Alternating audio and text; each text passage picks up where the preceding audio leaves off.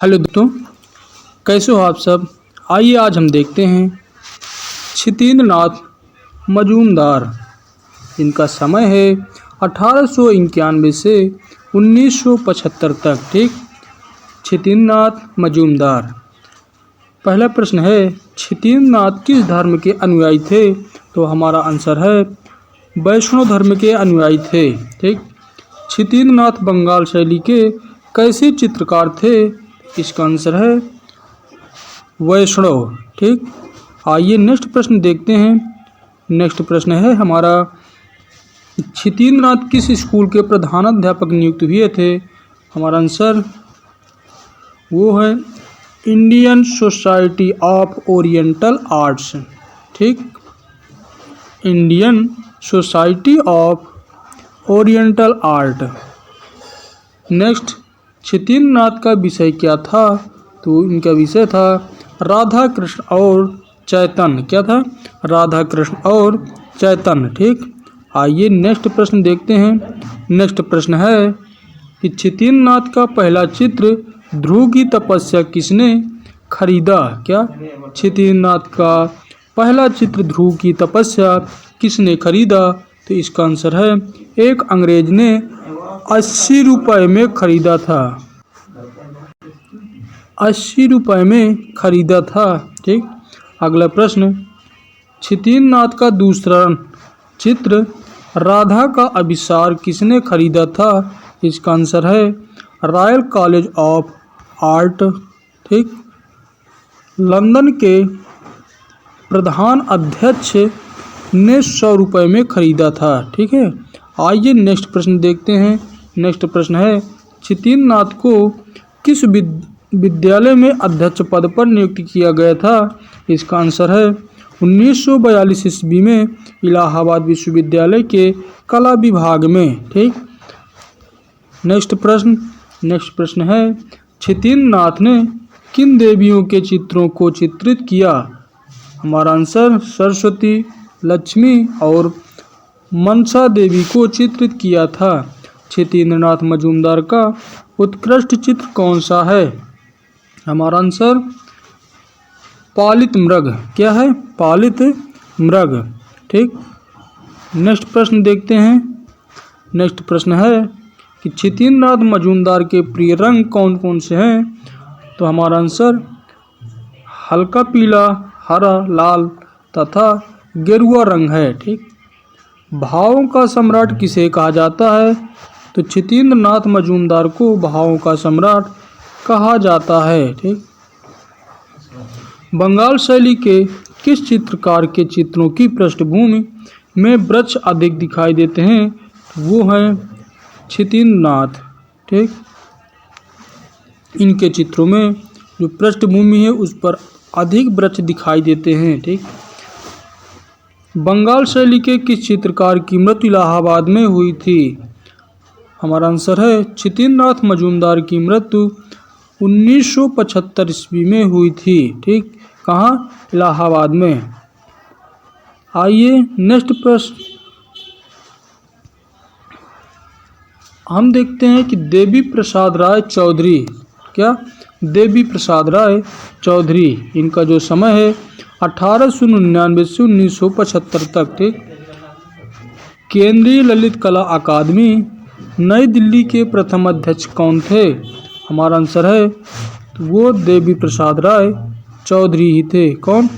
देवी प्रसाद राय चौधरी। ठीक है, नेक्स्ट प्रश्न देखते हैं। नेक्स्ट प्रश्न है वो है कला किसी के बाप की बपौती नहीं है, इसे कोई भी धारण कर सकता है, किसने कहा था? तो हमारा आंसर है देवी प्रसाद राय चौधरी ने कहा था। ठीक, अब देखिए कि देवी प्रसाद राय चौधरी द्वारा बनाई गई श्रम की विजय मूर्ति किस धातु से बनी है? हमारा आंसर है वो बनी है कांस्य की। किसकी बनी है? कांस्य की बनी है। ठीक है, अब देखते हैं नेक्स्ट प्रश्न। आइए नेक्स्ट प्रश्न देखते हैं। नेक्स्ट प्रश्न है, देवी प्रसाद राय चौधरी द्वारा बनाई गई श्रम की विजय मूर्ति किस धातु से बनी है? तो हमारा आंसर था कांस्य धातु से बनी है। किससे? कांच धातु से। ठीक। बंगाल शैली का कौन सा चित्रकार और मूर्तिकार दोनों है? तो हमारा आंसर है देवी प्रसाद राय चौधरी। ठीक। अगला प्रश्न देखते हैं। अगला प्रश्न है बंगाल शैली का कौन सा चित्रकार चित्रकारी निशानेबाज तथा पहलवान था? तो वो देवी प्रसाद राय चौधरी ही थे। ठीक। नेक्स्ट प्रश्न, देवी प्रसाद राय चौधरी किस शैली के चित्रकार थे? तो वो थे यथार्थवादी शैली के चित्रकार थे। ठीक। नेक्स्ट प्रश्न है देवी प्रसाद राय चौधरी किस आर्ट स्कूल के प्रिंसिपल थे? तो वो थे मद्रास स्कूल ऑफ आर्ट के प्रिंसिपल थे। ठीक। अब देखते हैं नेक्स्ट प्रश्न है वो है देवी प्रसाद राय चौधरी ने किस तरह के चित्र बनाए थे? तो हमारा आंसर बंजारे, मछुआरे तथा पहाड़ी जीवन से संबंधित चित्र बनाए थे। ठीक। अगला प्रश्न, देवी प्रसाद राय चौधरी द्वारा बनाई गई मूर्तियां कौन कौन सी हैं? तो इसका आंसर है वो है श्रम की विजय, गांधी जी की दांडी यात्रा और शहीद स्मारक। ठीक। नेक्स्ट प्रश्न, देवी प्रसाद राय चौधरी के चित्रों पर किस चित्रकार का प्रभाव दिखाई देता है? तो वो दिखाई देता है रेम्ब्रांट और टिशियन का प्रभाव दिखाई देता है। ठीक। श्रम की विजय मूर्ति इस समय कहाँ है? तो वो है राष्ट्रीय आधुनिक कला दीर्घा, नई दिल्ली में। ठीक। नेक्स्ट प्रश्न है शहीद स्मारक मूर्ति इस समय कहाँ है? तो वो है नई दिल्ली में। कहाँ? नई दिल्ली में। ठीक। देवी प्रसाद राय चौधरी की मूर्तियों पर किसका प्रभाव पड़ा? तो हमारा आंसर है इटली के मूर्तिकार रोदा का प्रभाव पड़ा था। ठीक। अब अगला प्रश्न है पग पग पर कोहरे का दृश्य कौन बनाता था? तो बनाते थे देवी प्रसाद राय चौधरी। ठीक। नेक्स्ट प्रश्न देखते हैं। नेक्स्ट प्रश्न है देवी प्रसाद राय चौधरी ने तैल रंग की शिक्षा किससे प्राप्त की थी? तो उन्होंने तैल रंग की शिक्षा इटालियन शिल्पी वॉयस से प्राप्त की थी। ठीक। अब हम देखते हैं शैलेंद्र नाथ डे। किसको?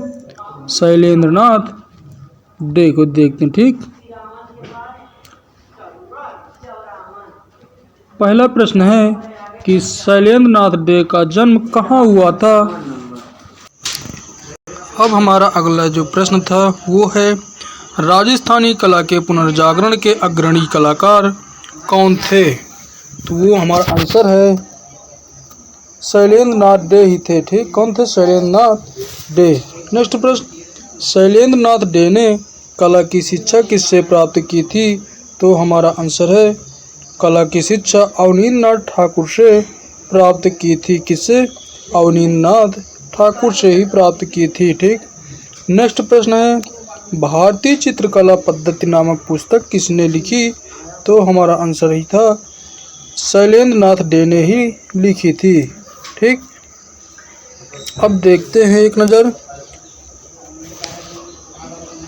अब्दुर रहमान चुगताई। ठीक। इनका जो समय है वो 1897 से 1975 है। ठीक। पहला प्रश्न है कि वंश परंपरा से ईरानी और जन्म से भारतीय कलाकार का क्या नाम था? तो हमारा आंसर है अब्दुर रहमान चुगताई। ठीक। अब्दुर रहमान चुगताई की मृत्यु कहाँ हुई थी? तो पाकिस्तान में हुई थी। कहाँ? पाकिस्तान में हुई थी। ठीक। अगला प्रश्न है अब्दुर रहमान चुगताई की कलात्मक पुस्तक कौन सी है? तो उसका हमारा आंसर है